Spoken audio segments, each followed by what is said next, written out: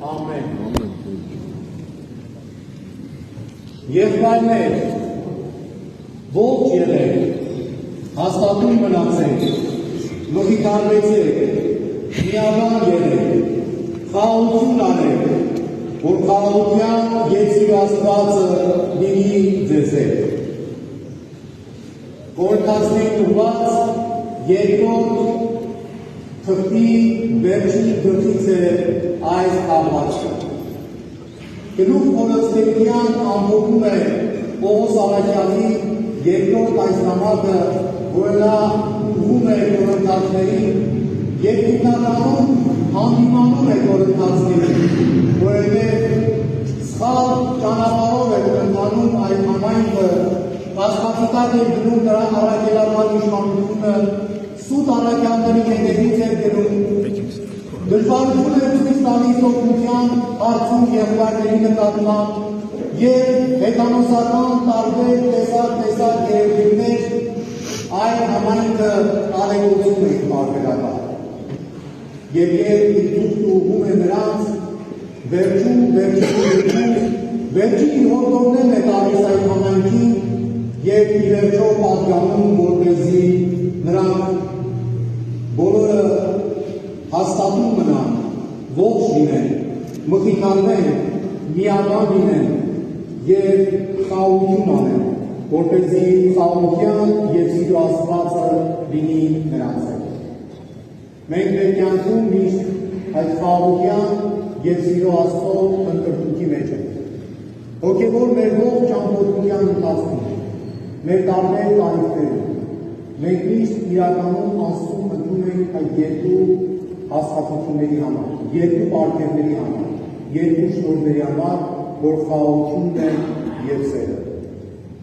Երբ քննում եք ինքներդ ձեզ, տեսնում եք, որ իսկապես դա այդպես է։ Յուրաքանչյուր վիճակում, որը փոթորկել է ձեր հոգին, դուք կարիք եք զգում խաղաղության,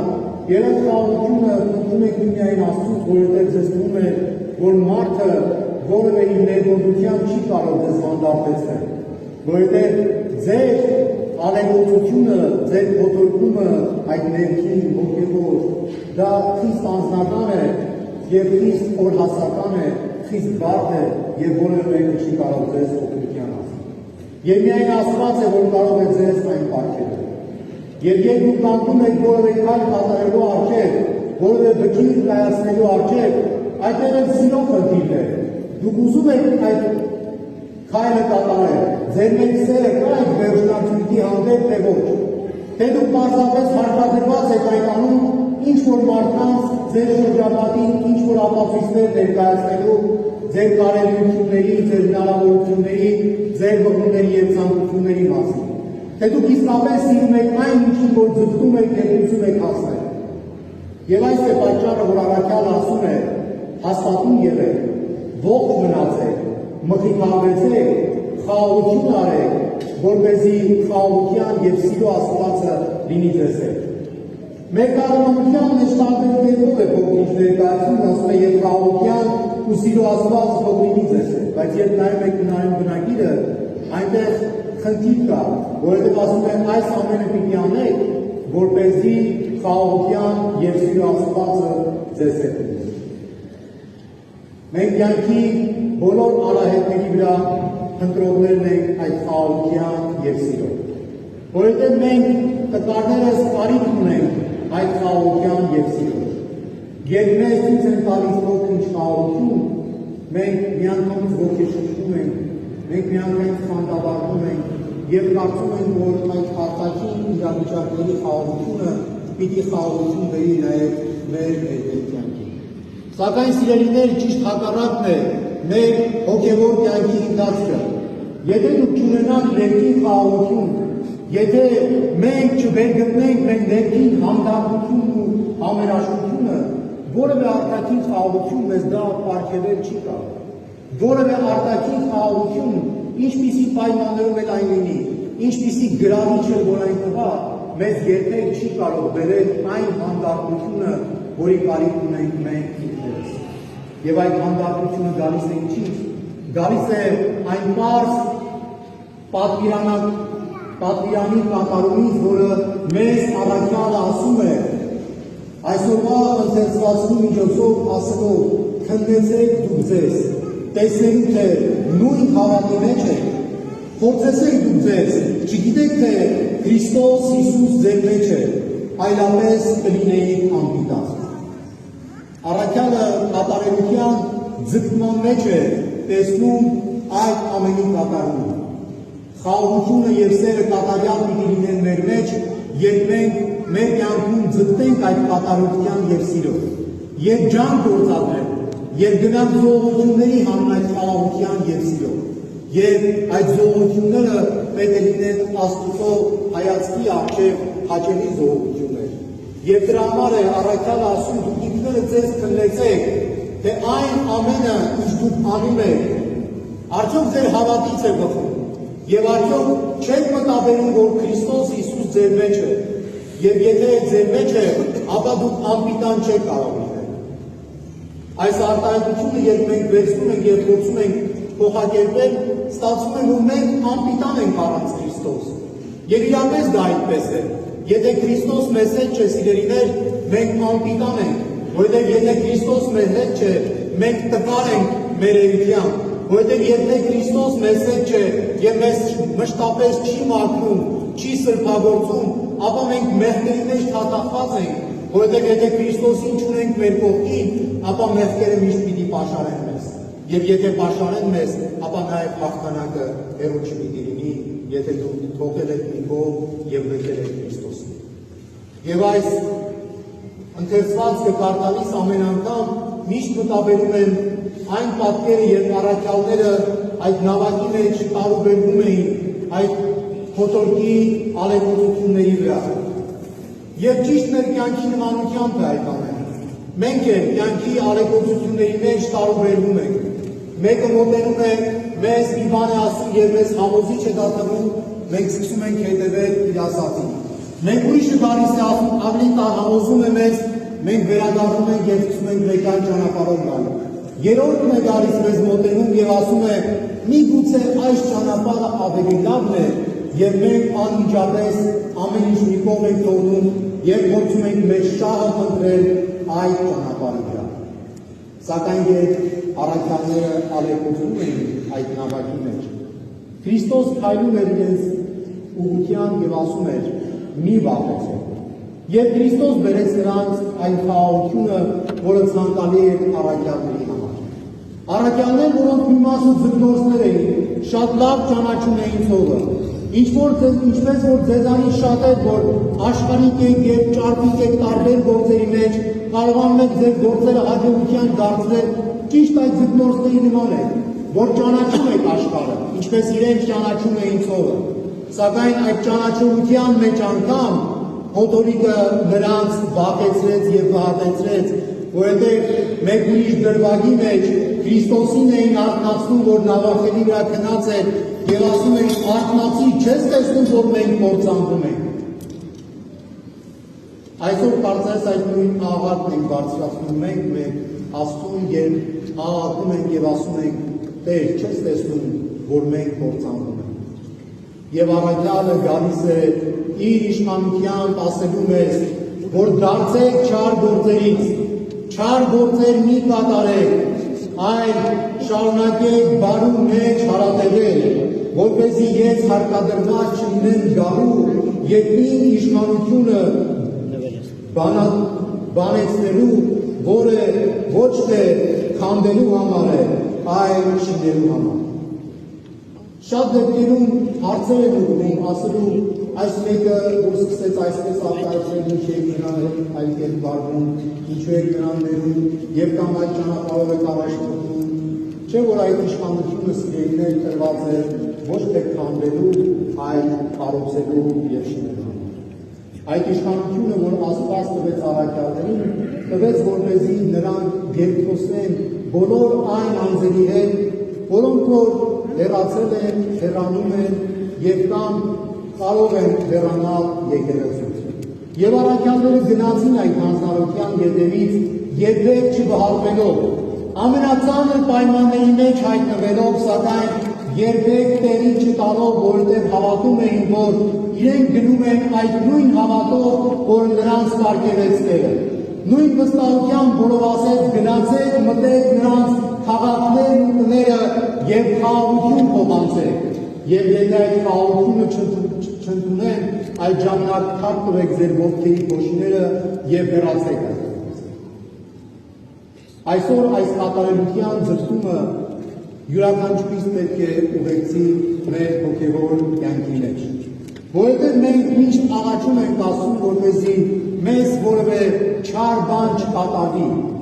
Մենք աղաչում ենք և Աստված մեզ ընդառաջում է, սակայն արդյոք մենք ինքներս ընդառաջում ենք Տիրոջը իր այդ ընդառաջումի դիմաց։ Չէ՞ որ Աստված մեզ միշտ այդ հնարավորությունները ընձեռում է, որպեսզի մենք կարողանանք նորից մեր հայացքը դարձնել դեպի Իրեն։ Մենք կարողանանք անգամ այդ ալիքների վրայով քայլել դժվարությունների միջով, անգերակայելի փորձությունների միջոցով, քայլել դեպի Իրեն, վախենալով որ կարող է կործանվենք, կտրվենք, սուզվենք, վերանանք, բայց եթե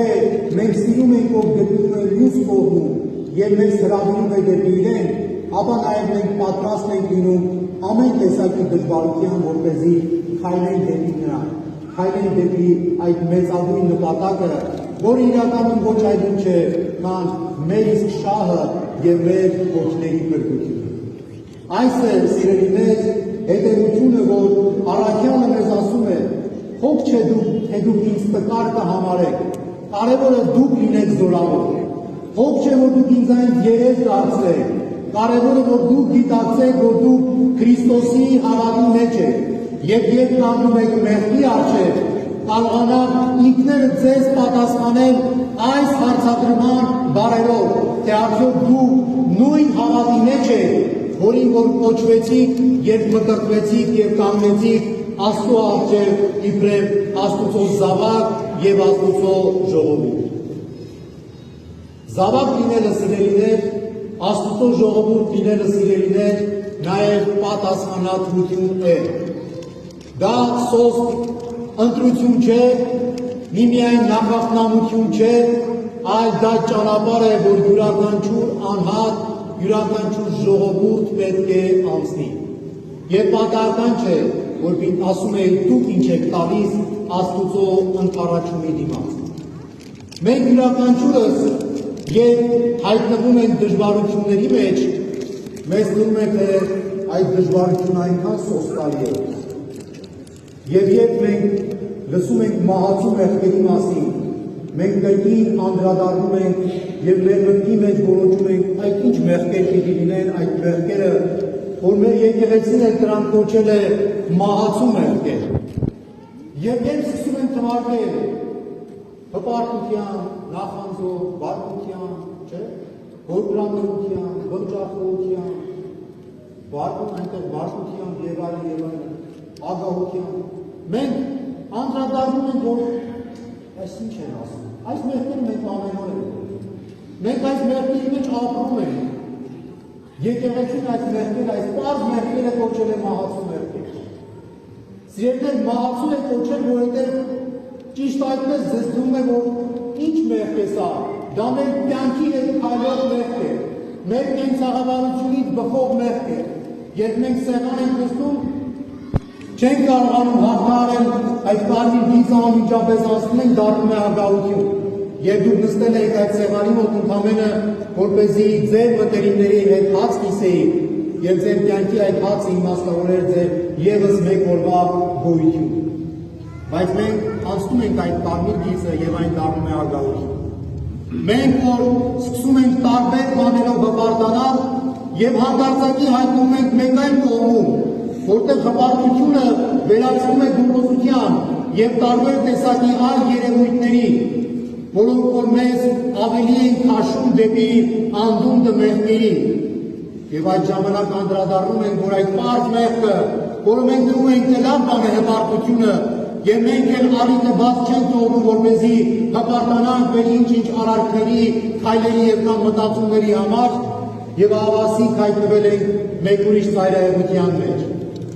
Երբ մեզ թվում է մենք հանդիմանում ենք մեկին, եւ հակառակ այդ հանդիմանությունը անգամ եթե դա ճշմարտությունը պաշտպանելու համար է, անգամ եթե դա մեր խաղաղությունը պաշտպանելու համար է, մենք անցնում ենք այդ գիծը եւ մեր այդ հանդիմանությունը դառնում է բարկություն իր բոլոր տեսակի անցանկալի հետևանքներով։ Բռնությամբ,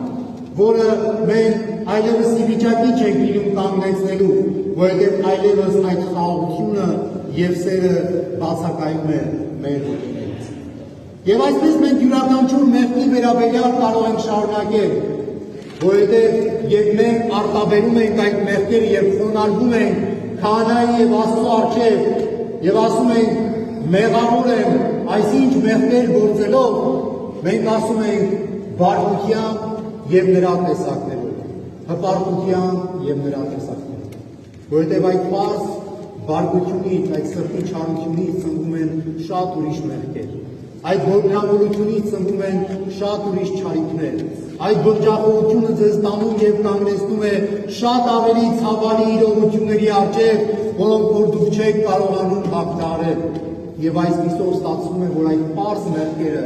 ձեր կյանքում դառնում են մայրը շատ ավելի ահագնացող եւ կործանարար երևույթների։ Այս է առաքյալի ահագի պատճառը, որ ձեզ սթափեցնում է եւ ասում է. վերադարձեք այդ նույն հավատին եւ չարի մեջ մի հարատևեք։ Անգամ եթե ինձ իբրև առաքյալ անարժան չար եւ իշխանության չհամապատասխանող նկատում իրենք տրված, ապա դուք եղեք զորավոր, դուք հարատևեք, բնակվեք եւ ապրեք այդ հավատի մեջ, որովհետեւ այդ հավատից միայն բարի գործեր են բխում, այդ հավատից միայն կատարելություն է, որ մեզ շնորհվում է, եւ այդ հավատով մենք չենք կարող այլևս չպաշտպանել ճշմարտությունը։ Սիրելիներ, առաքյալը նորից է հիշեցնում, որ իրեն տրված այդ ամենը, որով որ մեզ պատգամում է եւ մեզ տալիս է իր պատվիրանները, որ մենք ապրենք ճշմարիտ կյանքով, մեզ տալիս է, որովհետև չի ուզում, որ մենք կորստյան եւ կործանման արժանի դառնանք։ Այն առաքյալի ցանկությունը այն է, որ մենք կառուցողական լինենք մեր ողջ հոգևոր ճամփորդության ընթացքում։ Երբեք մի բհարվեք այս կյանքի իրողություններով, ալեկոծություններով։ Երբեք դուք նույն ազդեցությունների ներքո մի ընկեք, որտեղ այս աշխարհի մեջ ասում է սատանան մրնչում է արյուծի նման եւ փնտրում է, թե ում կարող է կուլ տալ։ Իսկ ում կարող է կուլ տալ այդ կենդանին, եւ դուք կանգնում եք որևէ կենդանու առջեւ, որը ձեզ կարող է վնաս հասցնել։ Լինի դա շուն, լինի դա արյուծ, լինի դա որևէ շատ ավելի խոշոր կենդանի, այդ կենդանին զգում է եւ ձեր սրտում վախ է մտնում։ Եվ երբ դուք սկսում եք համապատասխանաբար վարվել, անգամ եթե դուք անշնչացած կանգնեք ձեր տեղում եւ չշարժվեք, եթե դուք իրենից երկում եք զգում, ապա նա երբեք առիթը չի բաց թողնի, որպեսզի հարձակվի ձեր։ Հոգևոր մեր կյանքը նույնն է, սիրելիներ, երբ դուք ձեր կյանքով մեղսանի ընթացքների մեջ եք, անգամ եթե դուք մասամբ փորձում եք Աստծուն փնտրել, եկեղեցի եք այցելում, ձեր աղոթքն եք կանոնավորանում, սուրբ գիծ եք ընթերցում, բայց երբ ձեզ առաջարկը գալիս է, եւ դուք հետևում եք այդ առաջարկին այն շատ ավելի յուրին գայթակղիչ ճանապարհ նկատելով ձեր կյանքի համար, այդ ժամանակ ձեր սրտի մեջ այդ երկյուղը կա, որովհետև դուք նախընտրում եք մի բանի ետևից գնալ, որը ձեզ շահեկան է թվում, բայց վախենում եք գնալ նրա հետևից, որի զորությունը դուք տակավին չեք զգում եւ կամ չեք ապրել։ Եվ այդ ժամանակ սատանան ամբողջապես ձեզ գրկախառնվում իր ճիրանների մեջ է գտնում, որովհետև ձեր սրտի մեջ բնակվել է այդ երկյուղը եւ փաստը, որ դուք հեռացել եք Աստծուց, ձեր զորությունից, ձեր աղբյուրից իմաստության ձեր աղբյուրից տոկունության և ձեր աղբյուրից մաքրության։ Եվ եթե դուք մաքուր չեք, սիրելիներ, ապա յուրաքանչյուր հաջորդ մեր պիտի պաշարի ձեզ, յուրաքանչյուր հաջորդ դեր պիտի փնտրի պարարտ պայմաններ ձեր հոգուց ներս, որ գա և բնակվի ձեր մեջ։ Եվ սիրելիներ, որպեսզի երկար չխոսեմ, ես նորից եմ հորդորում ձեզ առաքյալին հորդորով, ասելով, որ դուք ողջույն տաք միմյանց սուրբ այդ համբույրով, որովհետև դուք բոլորդ միասնական եք և ի վերջո ողջ եղեք, հաստատուն մնացեք, մխիթարվեցեք, միաբան եղեք, խաղաղություն արեք, որպեսզի խաղաղության ու սիրո Աստվածը լինի ձեզ հետ։ Մեր Տիրոջ Հիսուս Քրիստոսի շնորհը, Աստծո սերը և Սուրբ Հոգու հաղորդությունը թող ամենքիս հետ լինեն այժմ և միշտ և հավիտյանս Արիտենից